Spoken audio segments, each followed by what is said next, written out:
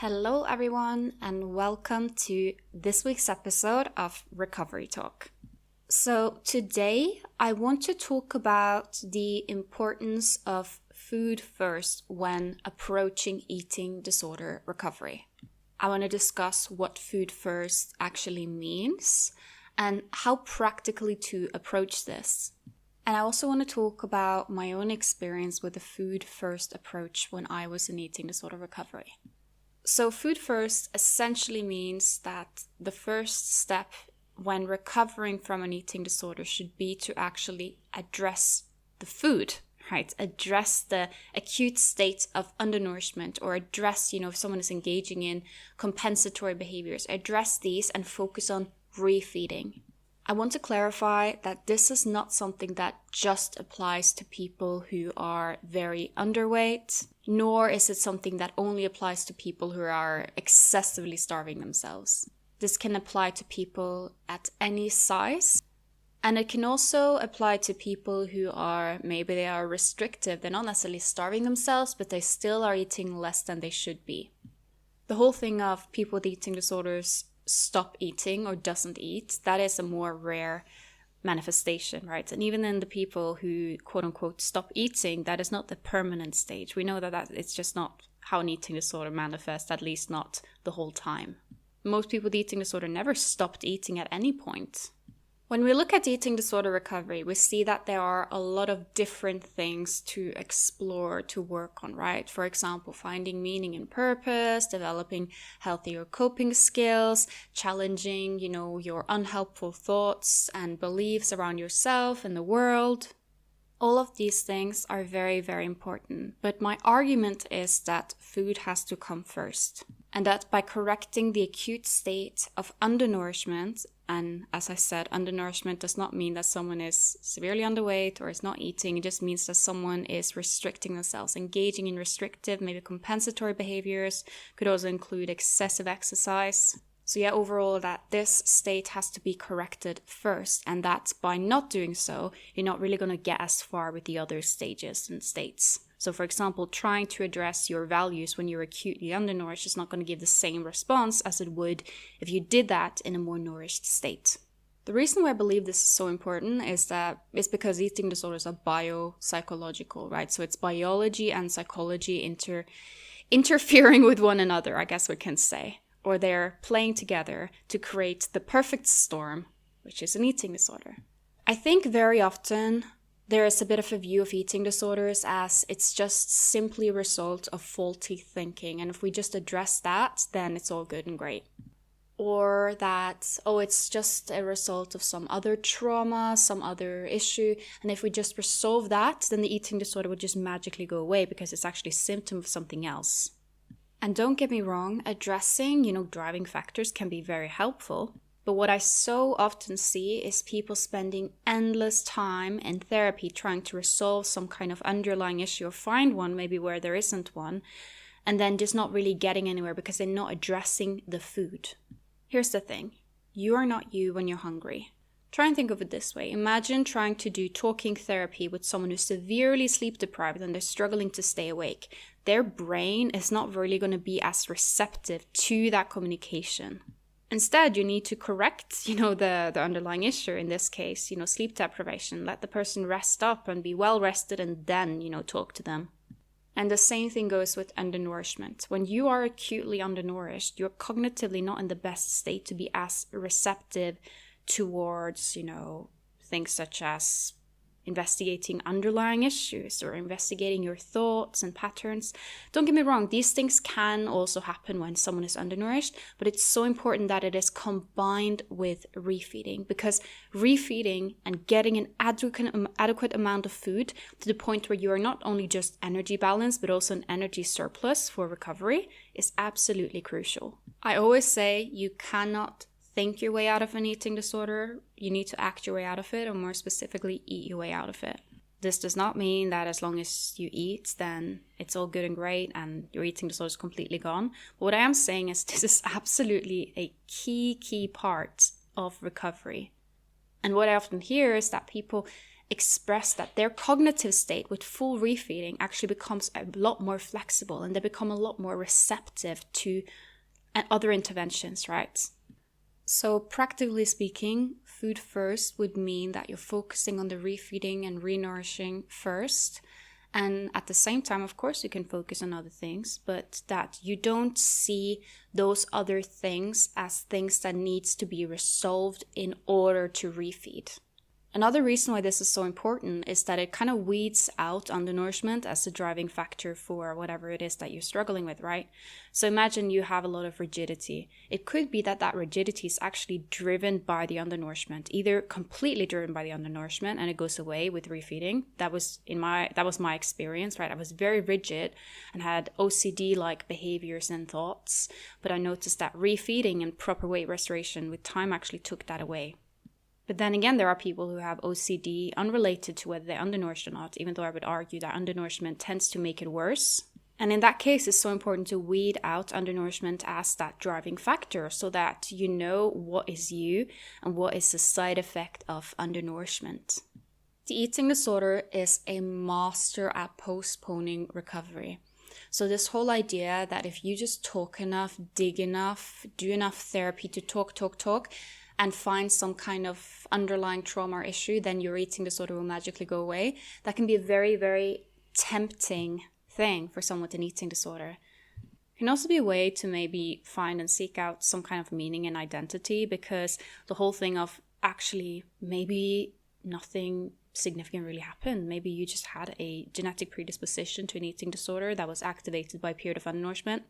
It's not as exciting, it's not as cinematic, right? But the truth is, for a lot of people, they don't necessarily have any underlying trauma or underlying issue that created the eating disorder. They were just genetically predisposed to it. Also, there are people who have a lot of, they can have a lot of traumas or underlying issues without that actually being the cause of their eating disorder. Not everyone with an eating disorder has trauma, and not everyone with trauma has an eating disorder.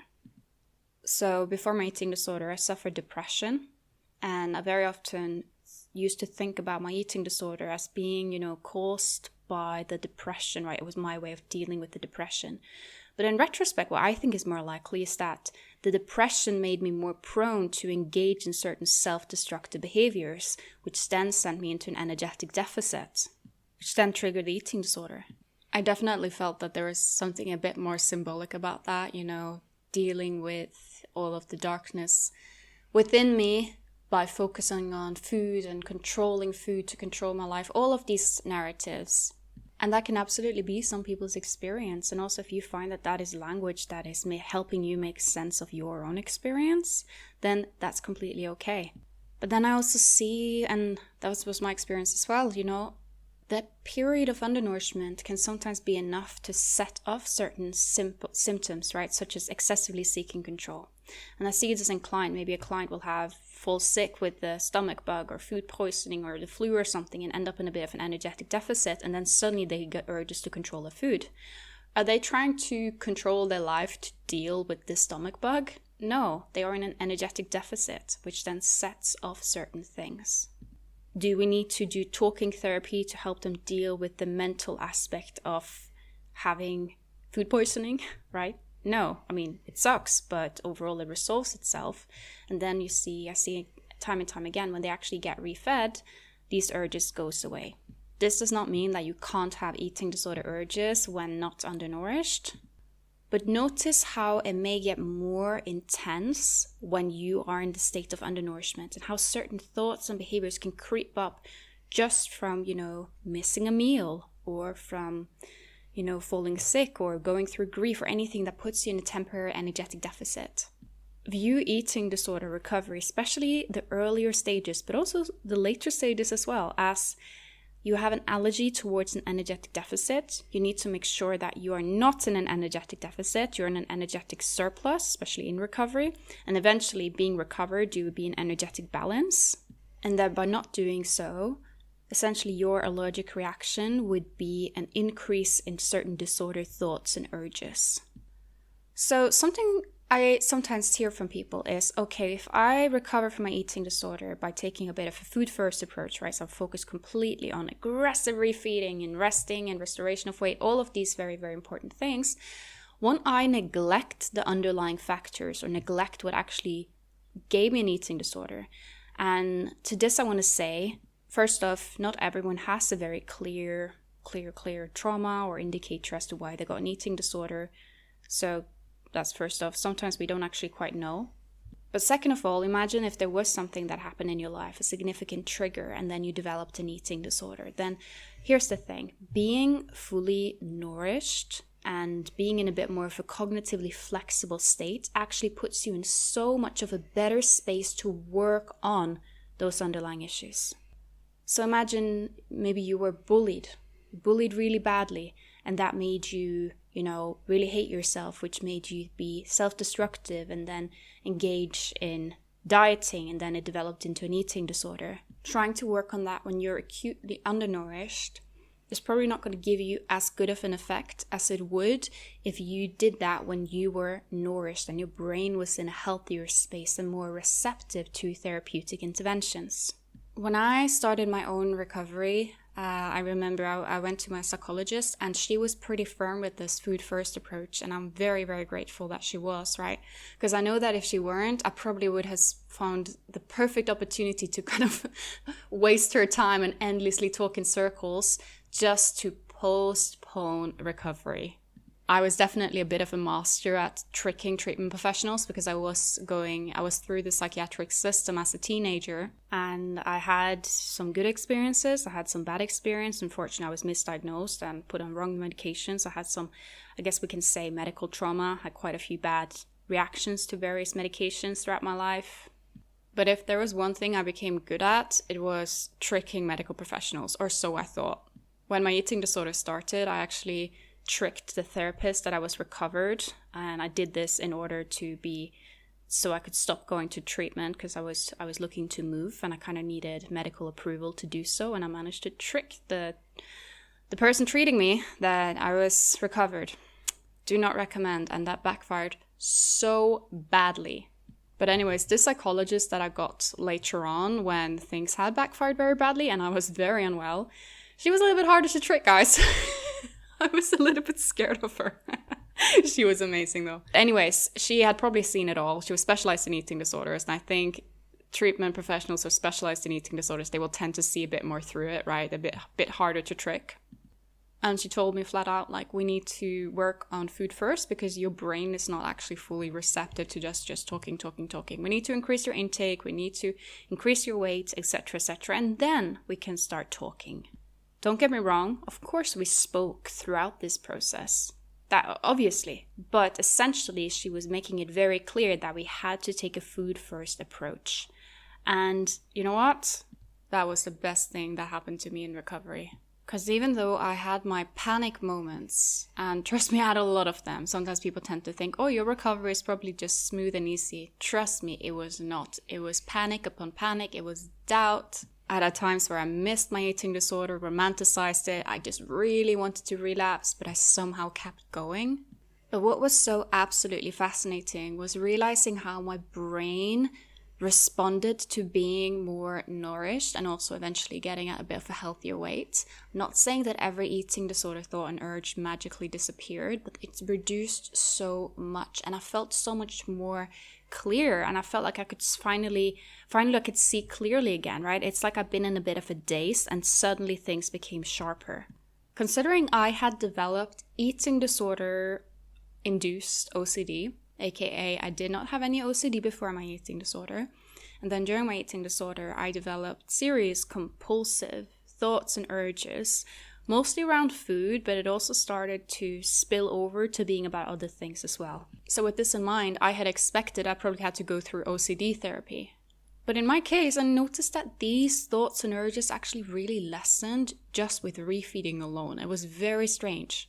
So certain behaviors that I had, which I just had to do, now I was couldn't really even be bothered to do them. I started forgetting about them. It just wasn't a thing that was a big problem anymore.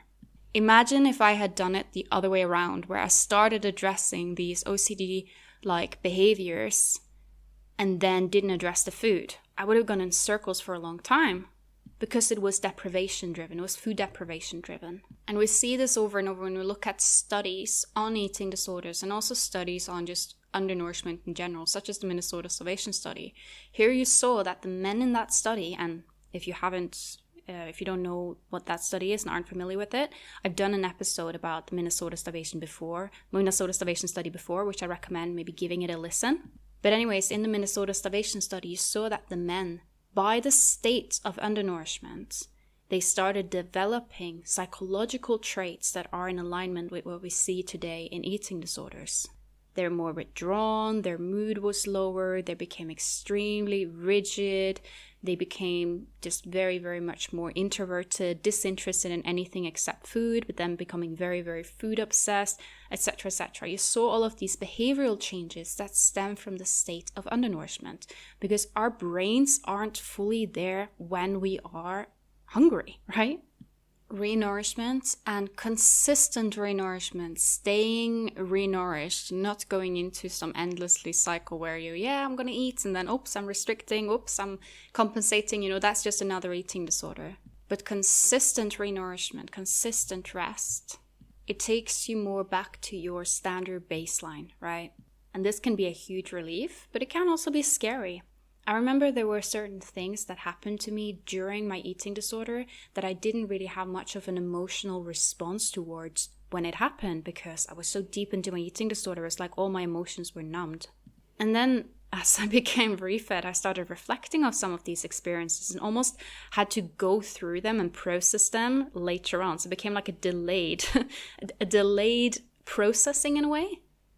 And yeah, this was scary at times, this was uncomfortable at times, but it was also so important, because you are not put on this earth just to numb out every human experience. You may feel that starvation make you numb out some of the bad bits, but it also is numbing out the good. And more importantly, it's numbing out the potential for more good things to happen. Sometimes people are like, I got nothing to recover for because there's no meaning and purpose in my life. Yeah, but why do you think that is, right?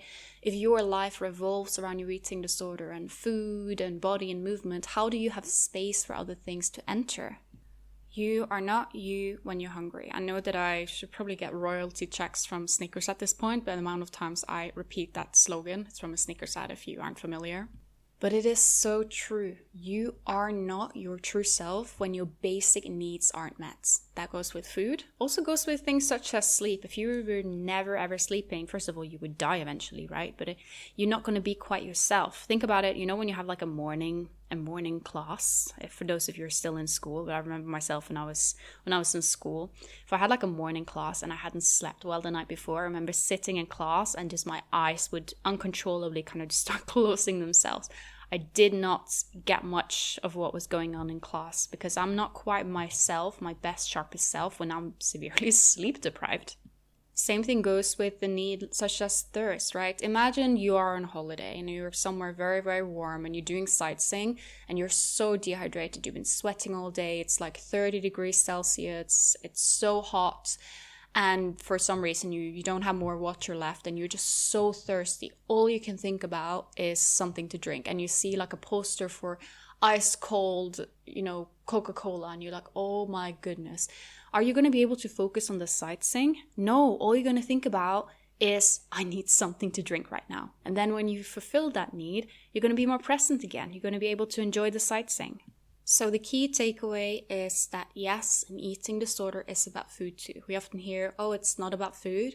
And I think this can be a way to kind of avoid simplifying eating disorders, because I get it is a complex issue.